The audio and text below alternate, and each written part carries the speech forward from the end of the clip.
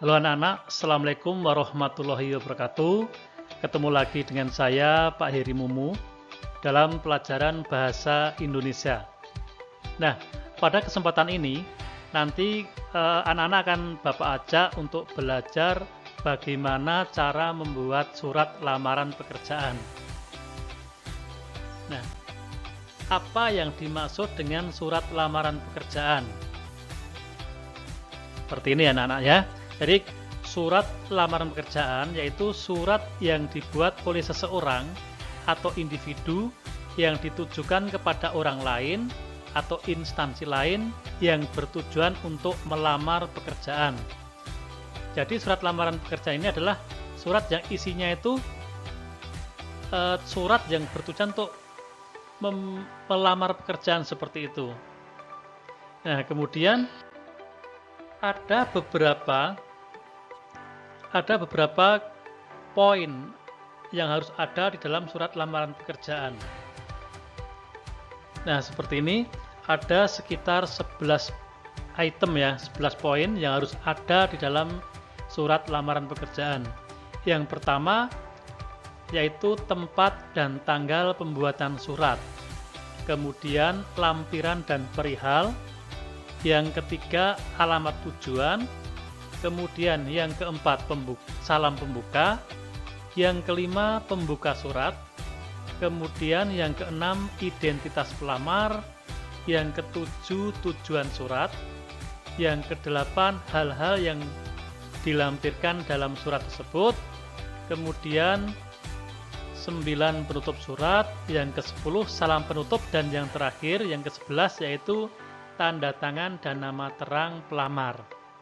Jadi ada 11 item ini yang harus ada di dalam surat lamaran pekerjaan. Nah, sekarang formatnya. Format surat lamaran pekerjaan itu seperti ini. Yang layim digunakan, yang layim dipakai oleh pelamar pada umumnya. Nah, ini ya.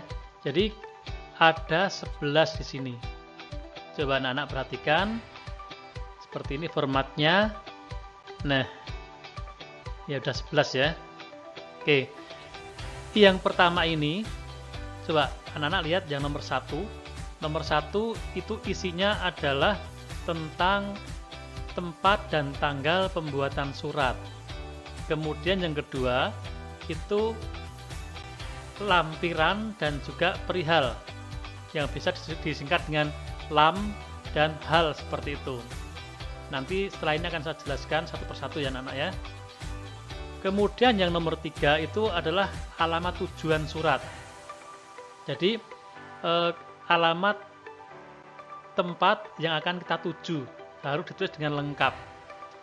Kemudian yang keempat itu adalah salam pembuka, yang biasanya dengan menggunakan kalimat dengan hormat atau assalamualaikum. Kemudian untuk nomor 5 itu adalah pembuka surat. Yang keenam identitas pelamar. Yang ketujuh adalah tujuan membuat surat lamaran tersebut. Kemudian yang kedelapan itu isinya nanti tentang hal-hal yang dilampirkan dalam surat lamaran tersebut. Yang ke-9 penutup surat, yang 10 salam penutup, dan yang terakhir adalah tanda tangan dan nama terang si pelamar. Jadi besok kalau anak-anak mau membuat surat lamaran pekerjaan, formatnya kira-kira seperti ini. Ini yang biasa digunakan oleh para pelamar. Baiklah anak-anak, sekarang saya jelaskan satu persatu tentang poin-poin yang harus ada di dalam surat lamaran tersebut. Yang pertama adalah tempat dan tanggal pembuatan surat. Nah, tempat dan tanggal surat ini berisi tentang di mana dan tanggal berapa surat itu dibuat oleh penulis atau pelamar. Biasanya ditulis di pojok kanan atas. Nah, misalnya di sini kita berada di Kabupaten Sleman. Kemudian kita membuat suratnya tanggal 12 Agustus tahun 2001. Misalnya seperti itu. Jelas ya anak ya. Kemudian yang nomor 2. Nomor 2 ini tentang lampiran dan perihal surat. Nah, biasanya letaknya di pojok kiri atas. Ya, lampiran itu berisi tentang jumlah berkas yang dilampirkan. Biasanya disingkat dengan LAMP titik lam gitu ya. Itu jumlah berkas yang dilampirkan. Biasanya berkas-berkas yang dilampirkan itu diantaranya adalah fotokopi ijazah, fotokopi kartu tanda penduduk, surat keterangan catatan kepolisian atau SKCK, daftar riwayat hidup, sertifikat-sertifikat pendukung, pas foto, dan lain sebagainya. Itu yang secara umum ya, yang biasa dilampirkan di dalam surat lamaran pekerjaan. Kemudian perihal atau hal. Hal di sini berisi tentang inti tujuan surat. Biasanya ditulis dengan HAL titik. Hal ya, disingkat seperti itu dengan kalimat permohonan lamaran pekerjaan. Karena kita di sini tujuannya untuk melamar pekerjaan, maka halnya adalah permohonan lamaran pekerjaan. Anak-anak bisa lihat contohnya. Cara penulisannya seperti itu.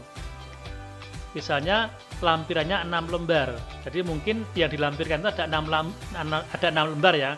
Misalnya ada fotokopi ijazah, fotokopi KTP, SKCK, kemudian ada sertifikat dan sebagainya, yang mana jumlahnya itu 6 lembar. Nah, di situ untuk 6 itu dituliskan huruf, bukan angka ya. Jadi huruf 6 lembar seperti dalam contoh itu. Kemudian halnya itu dituliskan permohonan lamaran pekerjaan. Nah, ini cara menuliskan lampiran dan perihal surat. Sudah paham semua ya anak-anak ya? Kemudian kita lanjutkan untuk yang ketiga. Yang ketiga itu alamat tujuan. Nah, alamat tujuan di sini ini berisi tentang alamat yang akan kita tuju. Jadi alamat di sini harus ditulis dengan lengkap. Nah, ada beberapa hal yang perlu diperhatikan kalau kita mau menulis alamat surat. Yang pertama, anak-anak perhatikan, kata kepada itu tidak perlu dituliskan, tetapi langsung ditulis YTH.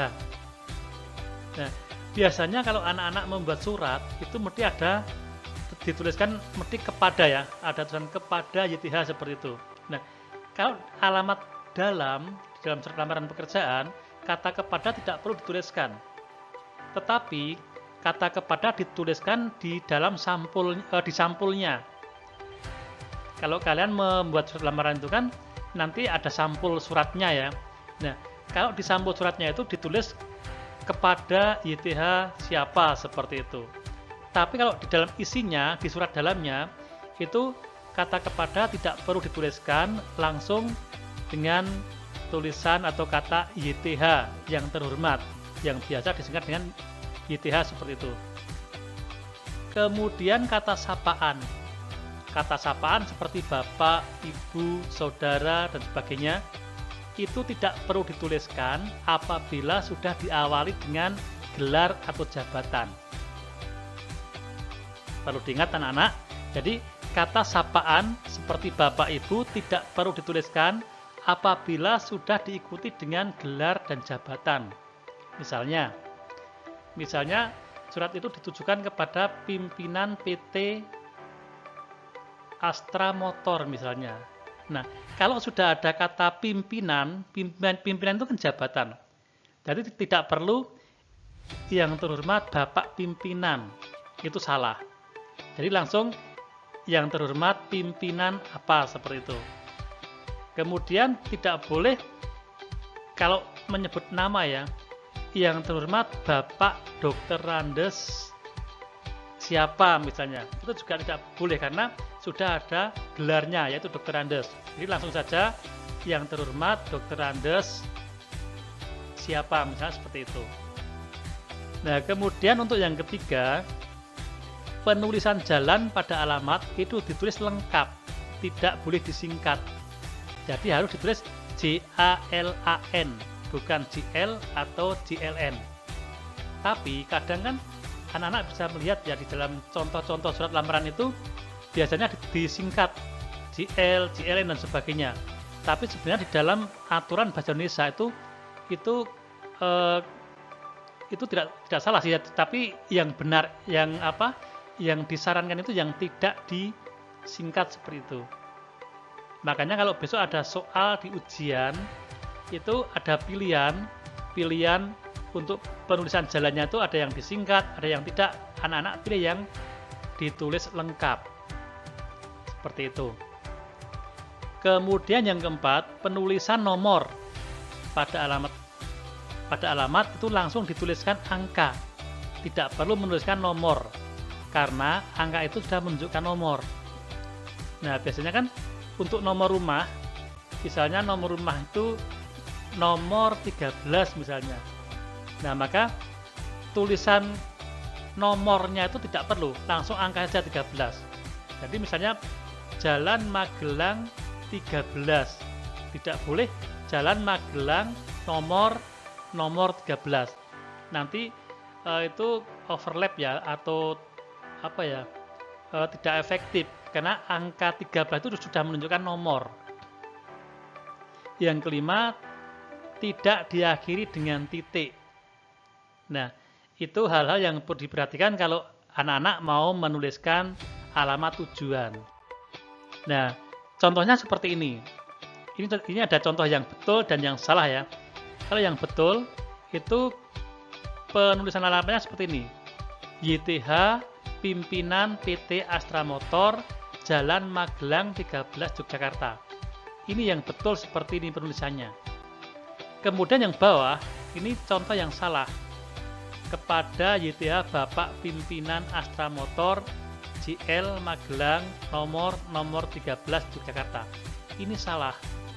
Jadi yang bawah ini kata kepada tidak perlu dituliskan. Kemudian kata sapaan Bapak di sini kenapa kok tidak dituliskan? Karena di sini sudah ada kata jabatan ya, nama jabatan pimpinan. Jadi langsung saja YTH Pimpinan Astra Motor. Kalau pakai Bapak berarti di sini ada namanya ya. Oke. JL ini salah, harusnya JALAN. Kemudian nomor 13. Tidak perlu menuliskan NO. Jadi langsung 13 karena 13 ini sudah menunjukkan nomor. Kemudian tulisan kotanya ini tidak boleh huruf kapital semua dan tidak diakhiri dengan titik. Nah, itu ya anak-anak ya. Jadi yang betul cara penulisannya adalah yang di atas. YTH Pimpinan PT Astra Motor Jalan Magelang 13 Yogyakarta. Nah, ada contoh lagi.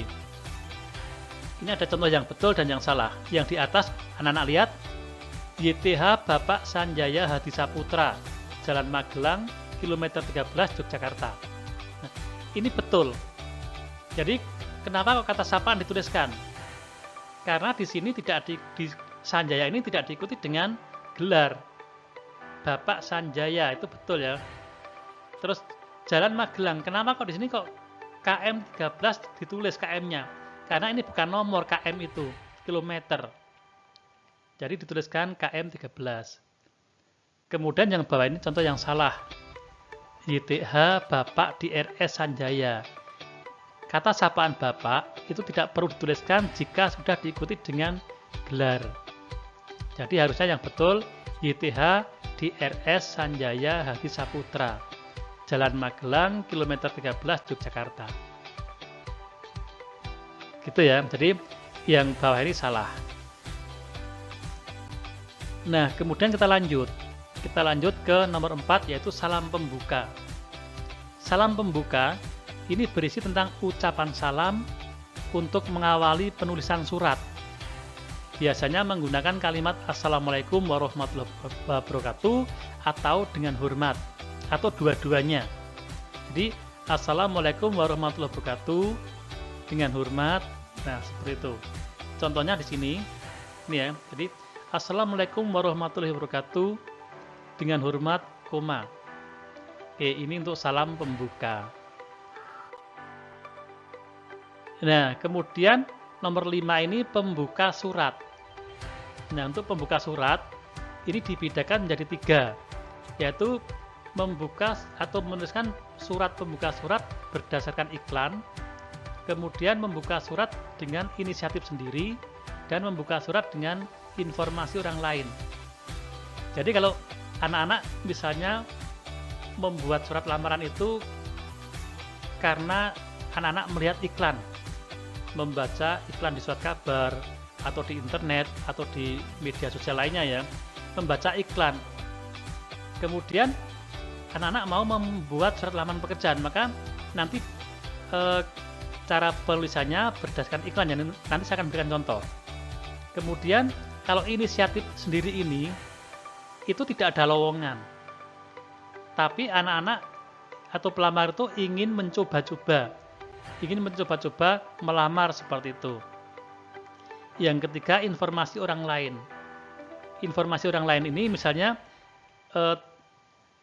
ada seseorang atau saudara atau teman memberikan kabar atau memberitahu bahwa di perusahaan itu ada lowongan, membuka lowongan seperti itu, maka nanti juga akan berbeda. Jadi ada 3 cara ini untuk menuliskan pembukaan surat. Oke. Nah, ini anak-anak, kita lihat contoh yang kita membuat lamaran berdasarkan iklan. Misalnya kita melihat lowongan di surat kabar Kedaulatan Rakyat ya. Ada lowongan tentang tentang lowongan pekerjaan tentang tenaga teknisi di PT Astra Motor. Nah, cara menuliskan pembuka suratnya seperti ini. Berdasarkan iklan lowongan pekerjaan yang dimuat di Harian Kedaulatan Rakyat edisi 2 Agustus 2001 tentang lowongan pekerjaan sebagai tenaga teknisi di PT Astra Motor, maka yang bertanda tangan di bawah ini dan seterusnya. Nah, jadi apabila kita mau membuat surat lamaran berdasarkan iklan, itu harus dituliskan tentang harian atau sumber iklan tersebut. Kalau di sini kan Kedaulatan Rakyat. Kemudian dituliskan edisinya kapan. Ini ya, di sini edisinya 2 Agustus 2021. Kemudian formasi lowongannya tentang apa? Di sini tentang membutuhkan tenaga teknisi di PT Astra. Ini contoh menuliskan pembuka surat berdasarkan iklan. Kemudian contoh berdasarkan inisiatif sendiri.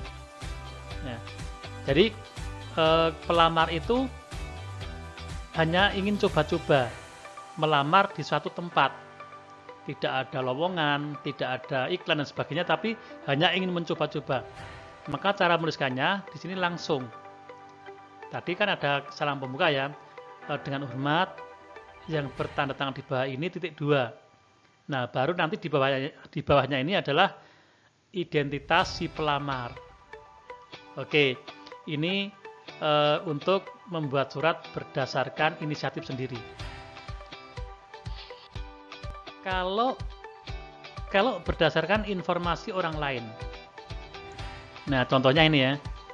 Berdasarkan informasi yang saya terima dari Bapak Yohanes Deni yang menginformasikan bahwa PT Astra Motor membutuhkan tenaga teknisi, maka ini kalau misalnya si pelamar itu dia mendengar atau melihat informasi itu dari orang lain.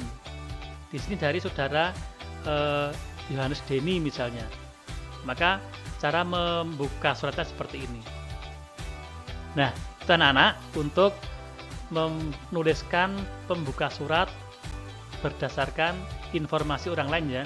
Tadi bisa berdasarkan iklan, kemudian inisiatif sendiri, kemudian juga berdasarkan informasi orang lain. Itu berbeda-beda cara menuliskannya. Baiklah. Sekarang yang nomor 6. Nomor 6 ini di bawahnya pembuka surat tadi itu ada identitas pelamar. Identitas pelamar itu isinya tentang nama lengkap si pelamar, tempat tanggal lahir pelamar, agama, jenis kelamin, pendidikan terakhir, dan alamatnya. Ini harus dituliskan secara lengkap.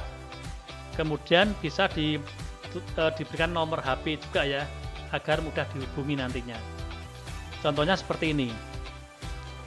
Berdasarkan iklan lowongan pekerjaan yang dimuat di Harian Kedaulatan Rakyat, edisi 2 Agustus 2021, tentang lowongan pekerjaan sebagai tenaga teknisi, maka yang bertanda tangan di bawah ini titik 2. Nah, perlu anak-anak ketahui dan diperhatikan, di situ ada rincian identitas seperti nama, tempat tanggal lahir, agama, jenis kelamin, pendidikan, dan alamat itu diawali dengan huruf kecil, bukan huruf kapital. Mengapa demikian? Karena tulisan nama, tempat, agama, dan sebagainya itu masih satu kalimat dengan atasnya.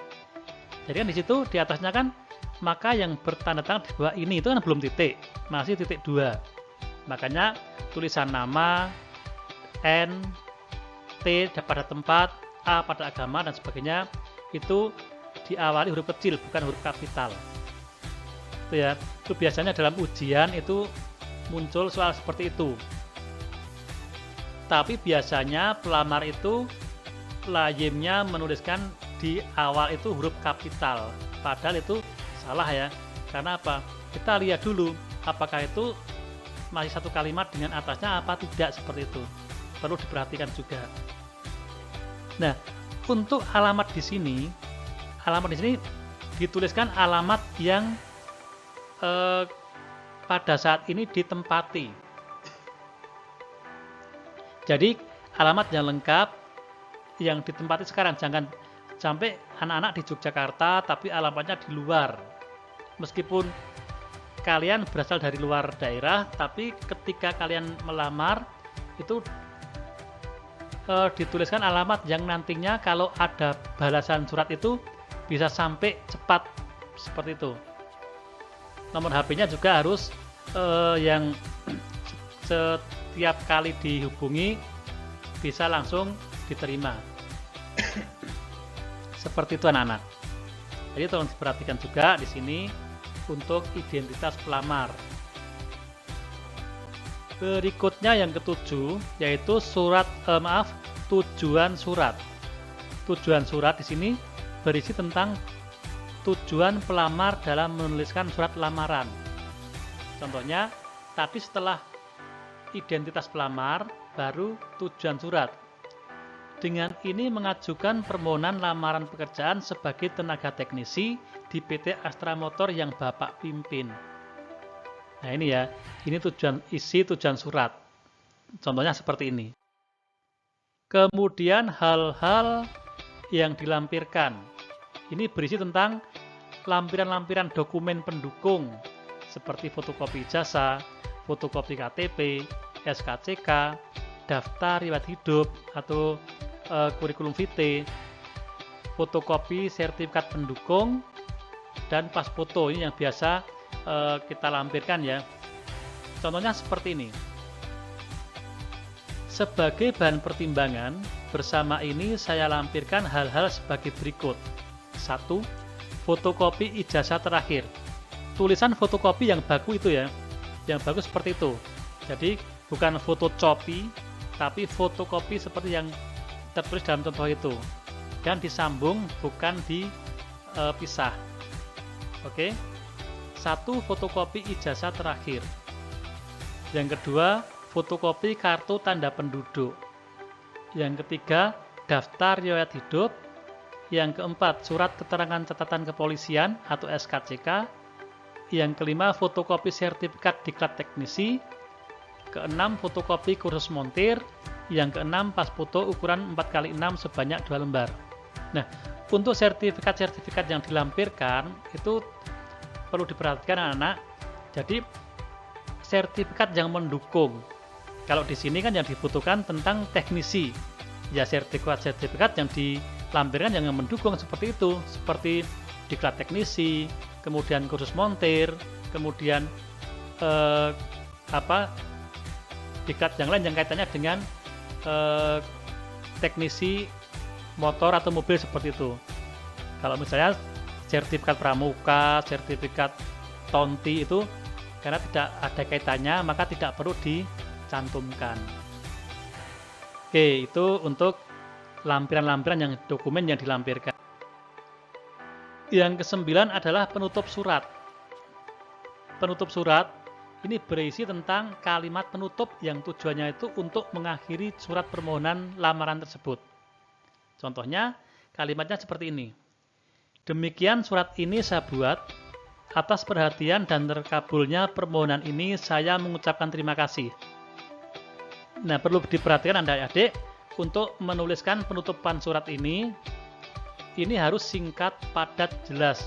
Tidak perlu panjang dan bertele-tele. Ya, kita kan mengharap tetapi jangan terlalu lebay ya.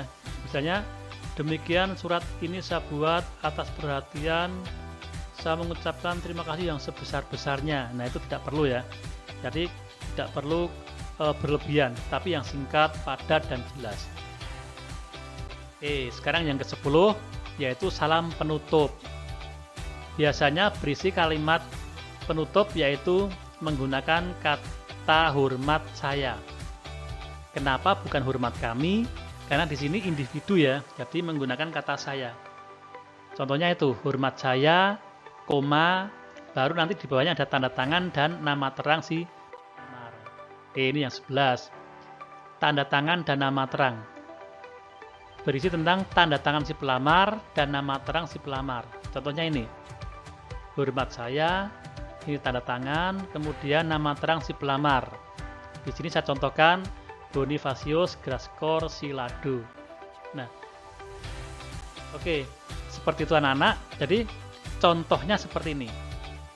Nah, ini contoh yang sudah jadi ya. Jadi contoh yang sudah jadi seperti ini. Nanti anak-anak kalau membuat surat lamarannya seperti itu. Kemarin sudah membuat contoh, tapi saya lihat itu masih banyak yang salah.